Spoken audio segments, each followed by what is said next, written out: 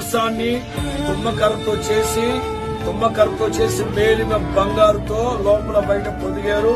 దీని కరుణాపీఠం అంటారు.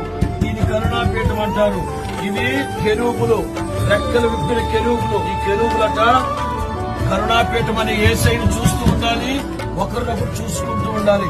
సేవకులు సమాధాన పరిచయ సువార్త చేయాలి.